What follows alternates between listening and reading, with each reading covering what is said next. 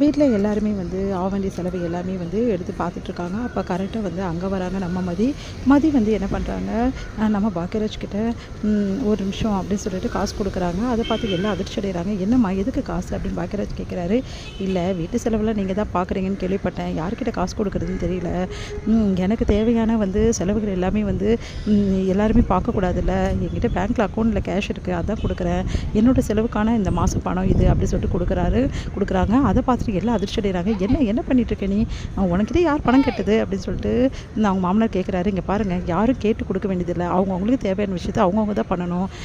நம்ம வீட்டில் இவ்வளோ வந்து பேர் இருக்கோம், எல்லாருக்குமே செலவு இருக்குது அப்படின்னும் போது என்னோடய செலவும் சேர்ந்து வருது இல்லை இதில், அதனால தான் நான் கொடுக்குறேன் அப்படின்னு சொல்லிட்டு சொல்கிறாங்க.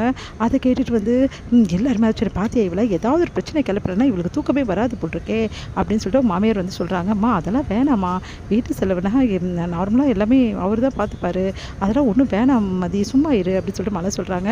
இங்கே பாருங்கள், ஒருத்தராக இந்த குடும்பத்துக்கு எல்லா செலவும் பார்க்குறது ரொம்ப கஷ்டங்க. இப்போ என்ன பாக்கியராஜ்க்கு எந்த பிரச்சனையும் இல்லை, அவனுக்கு தான் இப்போ வந்து இன்க்ரிமெண்ட் போட்டாங்களே, அப்புறம் என்ன வேலையை பாரு அப்படின்றாங்க. இன்க்ரிமெண்ட் போட்டாலும் அதுக்கான செலவு இருக்குல்ல, அவங்களும் ஒரு குழந்தைய வச்சுருக்காங்க, அவளுக்கு தேவையானதெல்லாம் அவங்க சேர்த்து வைக்கணும்ல, அதுக்கு எல்லாருமே வந்து சேர்ந்து எல்லாரோட செலவையும் கொடுத்தா தானே கரெக்டாக இருக்கும். அதுக்கு நாங்கள் கொடுக்க சொல்கிறேன், எங்களை கொடுக்க சொல்கிறியா அப்படின்னு மாமியார் சொல்கிறேன். அவங்களும் சொல்லலையே, எனக்கு தேவையான செலவு நான் கொடுக்குறேன் தான் சொன்னேன், என்ன ரொம்ப ஓவராக தான் போயிட்டுருக்க அப்படின்னு சொல்லிட்டு கேட்குறாரு.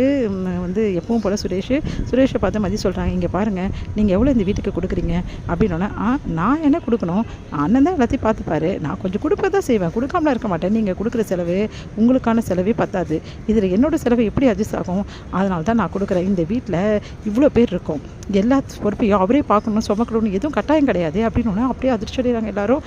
என்னம்மா இப்படி பேசுகிற நீ, இங்கே பாருங்கள், நீங்கள் என்ன பேசுகிறீங்க என்ன சரின்னு தெரியாது, ஒரே எல்லாரோட பாதத்தையும் சுமக்கிறது ரொம்ப தப்புங்க, அதனால் என்னோடய செலவு காசை நான் கொடுத்துட்றேன், ப்ளீஸுங்க தயவு செய்து வாங்கிக்கங்க, இதை வாங்கிக்கலனா என்னால் நிம்மதியாக இருக்க முடியாது அப்படி பாக்கியராஜ் கையில் கொடுக்குறாங்க.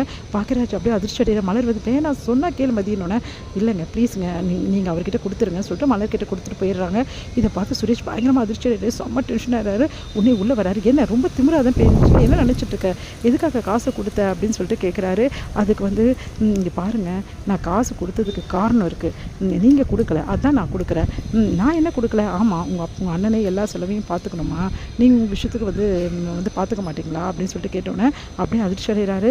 இங்கே பாருங்கள், வீட்டுக்கு பாதிக்கு பாதி நீங்கள் தான் கொடுக்கணும், ஏன்னா நீங்களும் நானும் இந்த வீட்டில் இருக்கோம், நீங்கள் பாதி கொடுக்குறீங்கன்னா சொல்கிறீங்க, நான் காசு கொடுக்காமல் விட்டுறேன் அப்படி சொல்லிட்டு போகிறாங்க. அதை கேட்டு செம்மையாக அதிர்ச்சி அடைகிறாரு சுரேஷ் செம்ம டென்ஷன் ஆகிறாரு. நீங்கள் என்ன நினச்சிட்டு இருக்கீங்க உங்கள் மனசில் அப்படின்னு சொல்லிட்டு அப்படியே கேட்குறா. இவ விஷயத்துக்கு பண்ணுறா, என்ன தான் நினச்சிட்டு இருக்கா அப்படின்னு சொல்லிட்டு செம்ம டென்ஷன் ஆகிறாரு. இங்கே வந்து அமைதியாக இருக்காங்க மலர். பாத்தியா அவளை என்ன பண்ணிட்டு இருக்கானே அப்படின்னு சொன்னோன்னே உடனே வந்து பாக்கியராஜ் வந்து அந்த பொண்ணுக்கிட்ட திருப்பி கொடுக்குறேன் அப்படின்றாங்க. அதெல்லாம் ஒன்றும் வேணாங்க, பரவாயில்ல விடுங்க, நான் மதிக்கிட்டேன், நான் பேசிக்கிறேன் அப்படின்னு சொல்லிட்டு மலர் வந்து சொல்கிறாங்க. அதை கேட்ட வந்து பாக்கியராஜ் வந்து அப்படியே என்ன பண்ணு திரும்ப தவிச்சிட்டு இருக்காரு. அப்போ வந்து சுரேஷ் வந்து காசு எடுத்து கொடுக்குறாரு. அதை பார்த்து எல்லாம் அதிர்ச்சி அடைகிறாங்க. ஆனால் இதில் கொஞ்சம் காசு இருக்குது, காசை மதிக்கிட்ட கொடுத்துருங்க, எனக்கு மதிக்கு எல்லாருக்கும் சேர்த்து தான் இதில் இருக்குது அப்படி சொல்லிட்டு கொடுக்குறாரு. எல்லாம் அதிர்ச்சியாக பார்க்குறாங்க. உடனே மலர் வந்து மதி பண்ண ஒரு விஷயம் பாக்கியராஜுக்கு நிம்மதியாக இருக்குது, எவ்வளோ பெரிய விஷயம் வந்து செஞ்சுருக்கா அப்படின்னு சொல்லிட்டு நிம்மதியாக. வேணாண்டா சொன்ன கேட்டேன், இல்லைண்ணே பரவாயில்ல நானும் கொடுக்கணும்ல, நான் வந்து 60% நீ கொடுத்துட்டா கூட 40% நான் கொடுக்கணும்ல, இந்த வச்சுக்கோ அப்படின்னு சொல்லிட்டு இந்த விஷயத்த மறக்காமல் மதிக்கிட்ட சொல்லிவிடு, பார்த்துட்ருக்கால அந்த அம்மாவுக்கும் தெரியட்டும் நான் கொடுக்குறேன்னு சொல்லிட்டு அப்படின்னு சொல்லிட்டு வீம்புக்கு கொடுக்குறாரு. அதை பார்த்து மலர் ரொம்ப சந்தோஷம் அடைகிறாங்க. உடனே மதிக்கிட்ட இந்த விஷயத்த சொல்கிறாங்க.